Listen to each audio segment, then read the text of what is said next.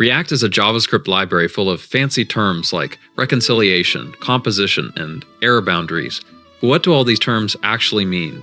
Let's start from the beginning with components. Components are the building blocks of every React app. They allow us to make all the visible parts of our applications, like buttons, inputs, or even entire pages. Just like Legos, you can use components as many times as you want. Every React component is a JavaScript function that returns markup. But since React is a JavaScript library, React components don't return HTML markup. They actually return something called JSX, which is JavaScript in disguise. JSX is optional, but the alternative way to make user interfaces is with the function createElement, which gets annoying to write pretty fast, so everyone just uses JSX. Since JSX is JavaScript, you can't write attributes like you would in HTML. You have to write them in the camel case style. That means HTML attributes like class become class name. Unlike HTML, which is static and unchanging, the benefit of using React is that you can use dynamic JavaScript values in your JSX. If you have data, you can display it in your JSX using curly braces.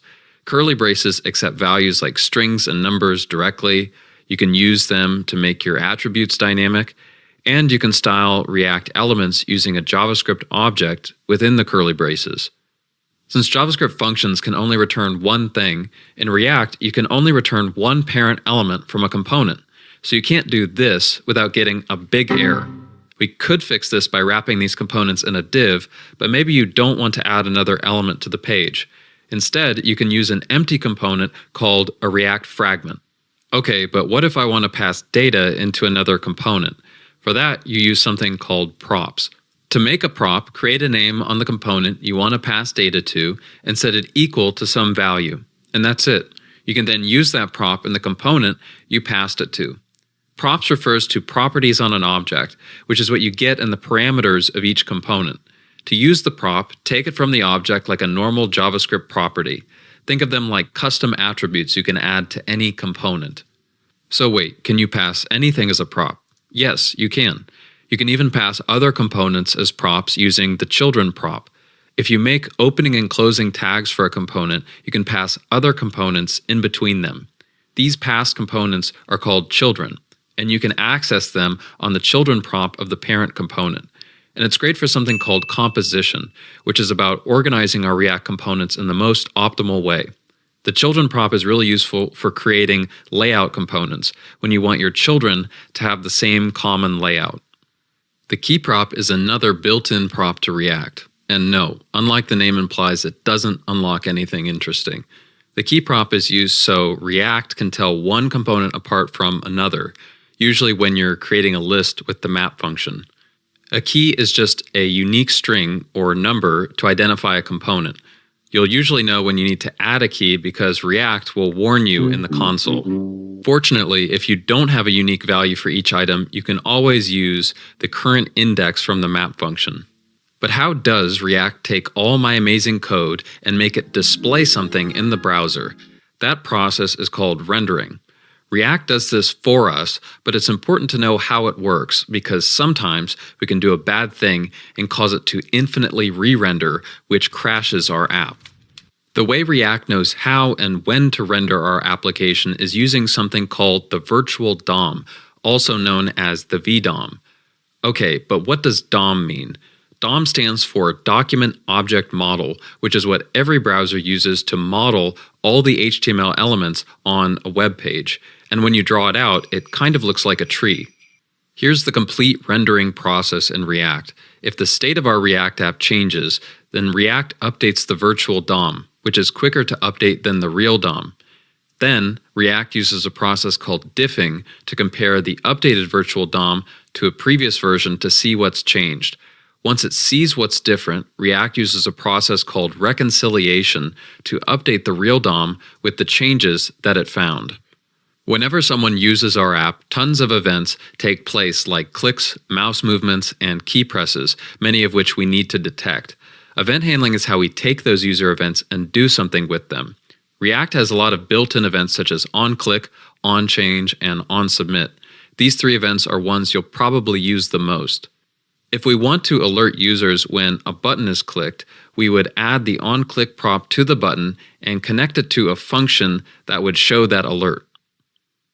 To manage data in our React apps, we need to use state. Not that kind of state though. State is like a snapshot from a camera. It's a picture of our app at any given time. To manage state, we also can't use JavaScript variables. They don't cause our app to re-render. Instead, we use special functions like useState and useReducer. useState takes an argument that serves as the starting value of the state variable, which is likes in this example, and returns an array containing the state variable and a function to update that state. Using our button example, we could also update the number of times the button's been clicked with the update function, setClicks, and display it in the button with the state variable likes. Controlled components use state values to have more predictable behavior. Here's an example of a controlled component where the value typed into the input is being put into state and controlled by the state variable value. Here's how it works. The user types, and setValue puts what the user typed into state. The state value is then updated, and finally, the input uses that updated state as its value. Controlled components are a great pattern to use because if we want to change the component's behavior, we just need to change the state that controls it. useState is an example of a React hook, which allow us to hook into features such as state within function components. There are 5 main types of hooks. State hooks like useState and useReducer help you manage state within React components. Context hooks such as useContext let you use data pass through React context. Ref hooks such as useRef let you reference things like HTML elements. Effect hooks like useEffect let you connect with external systems like browser APIs. And performance hooks like useMemo and useCallback, which can improve performance by preventing unnecessary work. You'll use all of these hooks at some point, but the majority of the time you'll likely use just 3 hooks in your React components: useState, useEffect, and useRef. When you think of the word purity, you might think of something like purified water. Purity is a term used to describe how React components should work.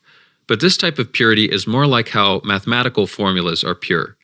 Pure React components mean that the same input should always return the same output. To keep a React component pure, they should only return their JSX and not change any objects or variables that existed before rendering. The cup component in this example is impure because it changes the variable count during render, which exists outside the component. This leads to the JSX having the wrong output when it is used more than once. To help make sure we don't run into errors like this, we can use something called strict mode. Strict mode is a special component which tells us about mistakes as we develop our React apps. It's really convenient because it's just a component we usually wrap around our app component, and it'll tell us when we really shouldn't do something. But what if we need to do something outside our React app? Your app might need to talk with the browser API or make a request to a server. If you do have an external system, you're going to need a way to step outside of React. Effects are code that reach outside of our React application. Usually effects, also known as side effects, can be done within event handlers. For example, to make an HTTP request when you submit a form or click on a button. If you can't run your effects within an event handler, then you can run them using the useEffect hook. For example, a common pattern is to fetch data when components first load with the useEffect hook. Like effects, sometimes you want to step outside React and work directly with the DOM. To reference an actual DOM element, you can use what's called a ref. You can create a ref with the useRef hook, and to get access to a DOM element, use the ref prop on any React element. For some tasks, such as focusing an input, it's much easier to reference the actual DOM element instead of attempting to do it the React way. Context is a powerful way to pass prop data through your app's components. Most React apps have tons of nested components. To get data down multiple levels involves passing the same props through components that don't actually need it.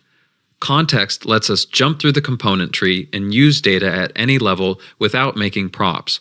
To use context, you first create context in a parent component, Then wrap your parent component in a special context component called a context provider. Put the data you want to pass down on the provider, and finally access that data in any child component with the useContext hook.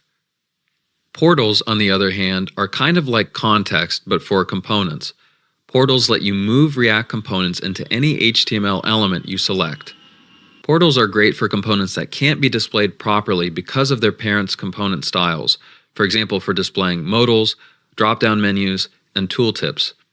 To create a portal, just use the createPortal function, pass your component to it, and choose the HTML element where you'd like your React component to appear. Suspense is a special component that helps you handle loading a component or its data. Suspense is helpful for components that take some time to fetch data. It provides a better user experience to show a fallback component like a loading spinner until the data is available instead of nothing. Suspense is also useful if you're lazily loading a component, which lets us load a component only when it's needed. Since React apps are all JavaScript, errors that happen during rendering can totally break your app. Error boundaries are components that let you catch app-breaking errors and show a fallback component to tell the user about what happened. For example, our app will crash if we run this code because it throws an error when there's no user. To prevent our app from crashing, we'll first add an error boundary to display a fallback component with a more helpful error message to be displayed to the user.